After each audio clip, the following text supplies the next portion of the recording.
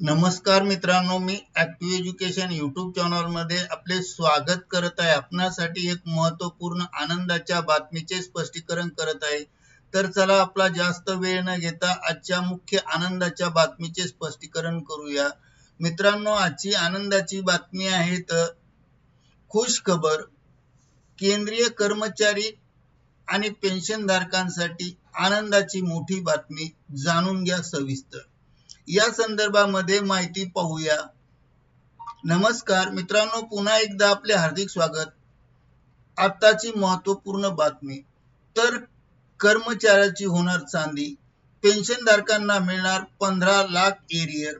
जाणून घ्या सविस्तर माहिती सुरुवातीपासून शेवटपर्यंत। चला तर करूया आजच्या ब्रेकिंग न्यूजचे स्पष्टीकरण। ब्रेकिंग न्यूजचे स्पष्टीकरण करण्या अगोदर आपण जर ऍक्टिव्ह एज्युकेशन यूट्यूब चॅनलवर नवीन असाल तर चॅनलला लाईक, शेअर आणि सबस्क्राईब करायला विसरू नका। तर चला करूया आजच्या आनंदाच्या बातमीचे स्पष्टीकरण पुढील प्रमाणे। मित्रांनो, केंद्रीय कर्मचारी आणि पेन्शनधारकांसाठी मोठी बातमी आहे। 20 महिन्याचे एरियर एकत्र मिळणार, कर्मचाऱ्यांच्या हातात रुपये 15 लाखापर्यंत येणार।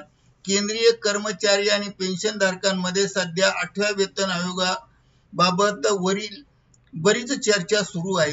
लाखो कर्मचारी आणि निवृत्ती वेतनधारकांना वेतन वाढ आणि एरियर बाबत मोठी अपेक्षा आहेत आणि त्यानुसार 8वा वेतन आयोग 1 जानेवारी 2026 पासून लागू मानला जात असून वेतनवाढीबाबत अंतिम निर्णय 2026 च्या अखेरीस किंवा 2027 च्या पर्यंत होण्याची शक्यता आहे।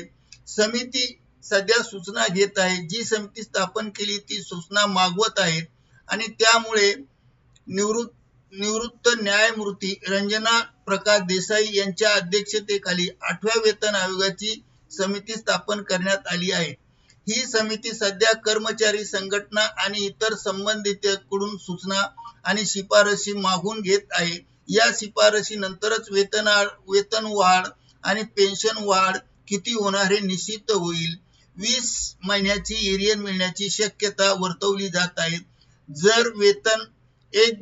जर 8वा वेतन आयोग 1 जानेवारी 2026 पासून लागू मानला गेला पण प्रत्यक्ष वेतन वाढ देण्यास उशीर झाला तर कर्मचाऱ्यांना 18 ते 24 महिन्याचा एरियर मिळू शकते आणि अहवालानुसार असे म्हटले आहे की केंद्रीय कर्मचाऱ्यांना सुमारे 1.3 लाख ते 15 लाख पर्यंत इतका एरियर मिळण्याची शक्यता आहे। ही रक्कम कर्मचाऱ्यांच्या बेसिक पगारावर अवलंबून असेल।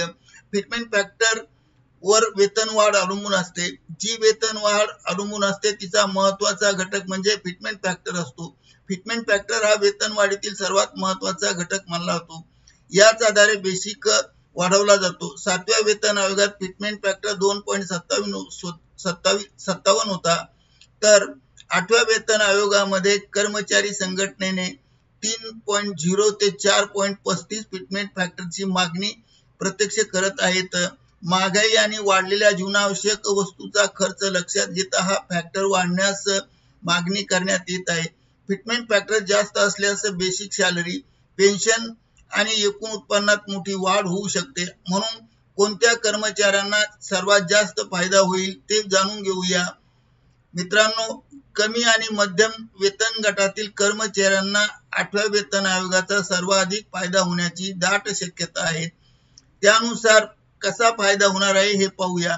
लेवल क्रमांक 1, सध्याचा बेसिक 18,000 रुपये असेल तर तो वाढून 36,000 ते 46,260 रुपये होईल।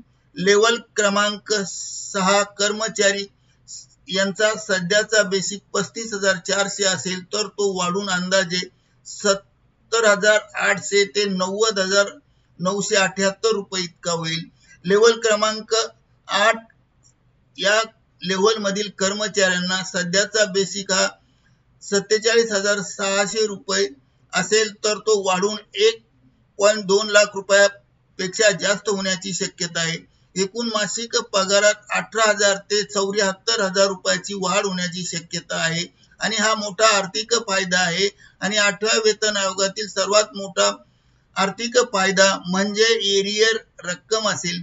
कर्मचाऱ्यांना एक रकमी मोठी रक्कम मिळण्याची जास्त शक्यता असल्याने केंद्रीय कर्मचाऱ्यांमध्ये उत्सुकता निर्माण झाली आहे। त्यामुळे कर्मचाऱ्यांची चांदी होणार आहे। करिता ऍक्टिव्ह एज्युकेशन YouTube चॅनल मार्फत हा व्हिडिओ व्हायरल केला आहे। मित्रांनो, आपणास आवडल्यास लाईक, शेअर आणि सबस्क्राईब करायला विसरू नका। धन्यवाद। Thank you very much.